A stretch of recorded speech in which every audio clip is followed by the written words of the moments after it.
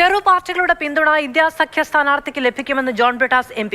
99% വിധേയത്വം പോരാ, 100% വിധേയത്വം വേണം എന്നതുകൊണ്ടാണ് ജഗ്ദീപ് ധൻഖറിന് പകരം BJP CP രാധാകൃഷ്ണനെ കൊണ്ടുവരാൻ ശ്രമിക്കുന്നത് എന്നും ബ്രിട്ടാസ് മാതൃഭൂമി ന്യൂസിനോട് പറഞ്ഞു. സംയുക്ത പ്രതിപക്ഷത്തിന്റെ സ്ഥാനാർത്ഥിയാണ്.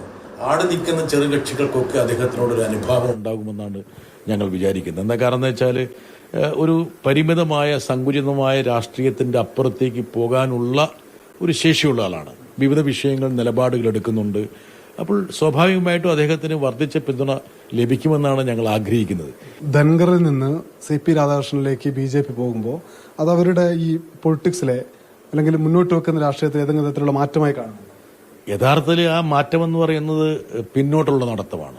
ധൻഖർ ഒരു BJPയുടെ ഒരു കോർ കോൺസ്റ്റിറ്റുവൻസി, ഒരു RSSനെ പ്രദാനം ചെയ്യുന്ന ഒരാളായിരുന്നില്ല. തങ്ങളുടെ പ്രത്യയശാസ്ത്രത്തെ പരിപൂർണമായി ഉൾക്കൊള്ളുന്ന, അതിൽ ജനിച്ച് അതിൽ ജീവിച്ച് അതിൽ മുന്നോട്ട് പോകുന്ന ഒരു വ്യക്തി തന്നെ വേണമെന്നുള്ള ഒരു നിർബന്ധത്തിന്റെ ഫലമായിട്ടാണ് ഈ സ്ഥാനാർത്ഥി വരുന്നത്. വ്യക്തിപരമായി നമുക്ക് ആരോടും ഒരു വിയോജിപ്പില്ല. പക്ഷേ അദ്ദേഹം പ്രദാനം ചെയ്യുന്നത് സ്വാഭാവികമായിട്ടും BJPയുടെ ഏറ്റവും വലിയ കോർ കോൺസ്റ്റിറ്റുവൻസി RSSനെയാണ്. അതുകൊണ്ടാണ് ഞങ്ങൾ മറ്റൊരു സ്ഥാനാർത്ഥി നിർത്തിയത്.